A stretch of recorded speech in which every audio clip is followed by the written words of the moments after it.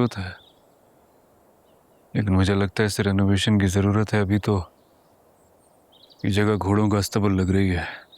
क्यों? तुम्हारे घर में अस्तबल होते थे? बोलो, अस्तबल होते थे तुम्हारे घर में?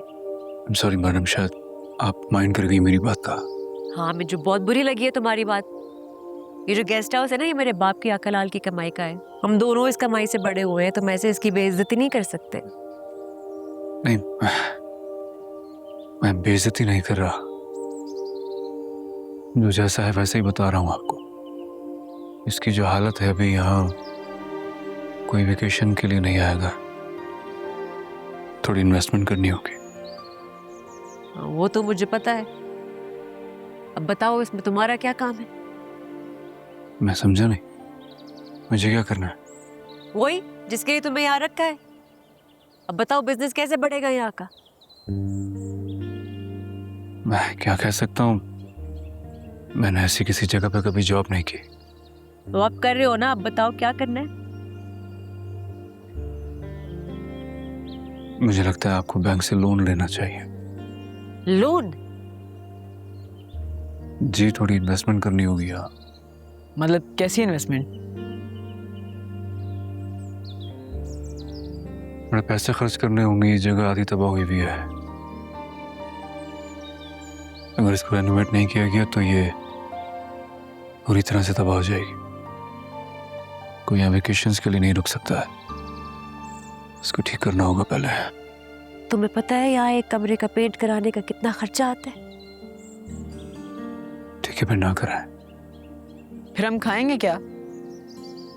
सियान भाई, हमारे पास अभी कुछ भी नहीं है।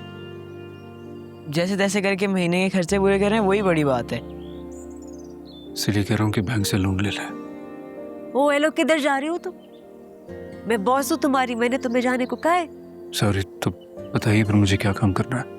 ये कोई हल नहीं है, कोई और हल बताओ। ये लोन वोन नहीं हो सकता। मुझे जो ठीक लगा मैंने आपको बता दिया, बाकी मुझे नहीं पता। सबसे पहले तो यहाँ जरूरी है कि गेस्ट आके रुके। थोड़ा पैसा बनेगा तो फिर ही रेनोवेशन हो सकती है, वरना तो कुछ नहीं हो सकता। मैं अपने रूम में हूँ। क्यों? अपने रूम में क्यों जा रहे हो तुम? कोई गेस्ट आ गए, तुम अपने कमरे में होगे। तो कहाँ है गेस्ट? जाके गेस्ट लेकर आओ। मैं कहाँ से लाऊंगा? जाओ वजीर, हाँ, दिखाओ वैसे- इसको गेस्ट कहाँ से लाने हैं। हाँ।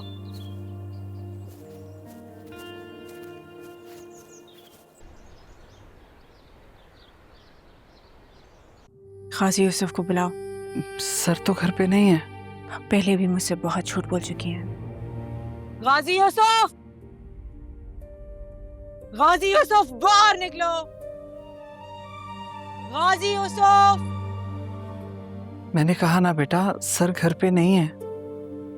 ठीक है, फिर ये बताओ कि अलिफ के साथ क्या हुआ था? वो सर ने बताया तो था आपको कि अलिफ को। झूठ, बिल्कुल झूठ। सब लोग झूठ बोलते हो। शायद जानते नहीं मुझे, है ना? तुम्हें लगता है कि मैं भी अलिफ की तरह कोई आम सी लड़की हूं कि जिसको तुम लोग खामोश करा सकोगे? जानते हैं, इसीलिए तुम यहाँ पे खड़ी हो, वरना यहाँ पर किसी को ऊंची आवाज में बात करने की इजाजत नहीं है, समझी तुम? तो आदत डाल लो, क्योंकि अब ये आवाज सुननी पड़ेगी। क्या लगा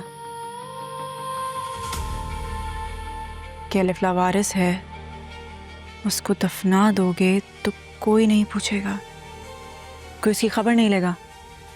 गलत। मैं अलिफ की बहन हूं और उसका हक लेकर रहूंगी। मैं उसके मर्डर को सुसाइड का नाम देकर गाजी यूसुफ को कोई इजी नहीं कर सकता। चलिए, जो करना कीजिए, चलिए। तमीज से और औकात में रहकर बात करना आइंदा। देखो बेटा, हम तो सिर्फ नौकर हैं। फैमिली में क्या होता है क्या नहीं है, हमें इसका नहीं पता। ना हमारी इतनी हैसियत है कि हम इंटरफेयर करें। अगर फिर भी तुम अपना गुस्सा हम पे निकालना चाहती हो तो कोई बात नहीं, क्या कर रही हैं आप निशात भी? 1 मिनट जकरिया, आप जरा खामोश रहे। तो गाजी यूसुफ घर कब आएगा? बेटा सर के आने का कोई टाइम तो मुकर्रर नहीं है, उनका घर है जब तक करें आए। उनका अपना स्केड्यूल होता है, वो कहाँ पे होते हैं किसी को कुछ पता नहीं। नबी ऑफिस में होगा? हो भी सकते हैं, नहीं भी। ऑफिस का एड्रेस? पूरा शहर जानता है, GYT ग्रुप के ऑफिस को। जिस ड्राइवर के साथ तुम आई हो ना, वो भी जानता होगा। लेकिन सर बिना अपॉइंटमेंट के किसी से नहीं मिलते। तो फिर वो जेल में तो अपने PA की अपॉइंटमेंट के बगैर मिल लेंगे, है ना? तो उनसे वहां मिलेंगे।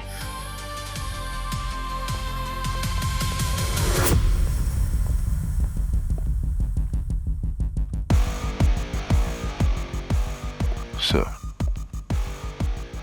एल्फ मैम की बहन आई थी। Come to the point Zakaria. Sir कहीं से उन्हें पता चला है कि एल्फ मैम ने सुसाइड की थी। आपकी झूठ की वजह से आप पर उन्हें शक हो गया।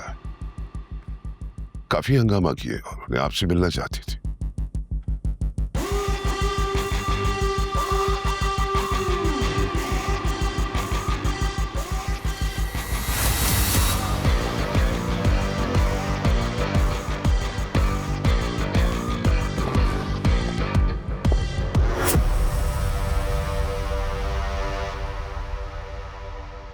गाजी यूसुफ से मिलना इतना आसान है क्या?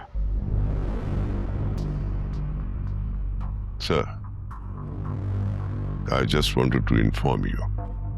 बाकी जो आप हुक्म करेंगे। एलिफ मुझे अजीज थी क्योंकि मेरा बेटा उससे मोहब्बत करता था। इल्हाम बहुत डिफरेंट है एल्फ मैम से। चेहरा एक है, किसी वक्त किसी लम्हे में वो हमारे लिए प्रॉब्लम क्रिएट कर सकती है। अब आप हुक्म करें कि उनको किस तरह से डील करना है, एल्फ मैम की बहन समझ के या फिर? नहीं जकरिया, नहीं। मैं एक बार ऐसा चेहरा अपने हाथों से मिटा चुका हूं, दोबारा ऐसे नहीं हो सकता।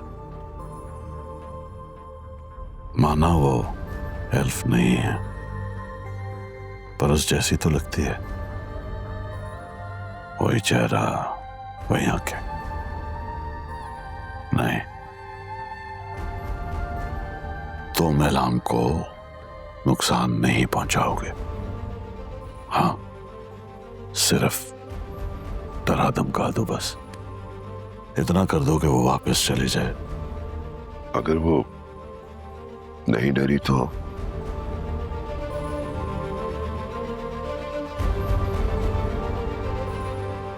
एलिफ को मैं अपनी बेटी कहता था,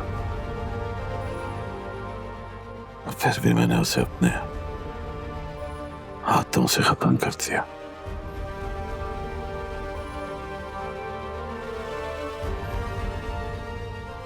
अब जब मैं दोबारा यह चेहरा देख रहा हूं तो मुझे ऐसा लगता है जैसे खुदा मुझसे बात कर रहा हो और कह रहा हो कि मेरा हिसाब अभी बाकी है।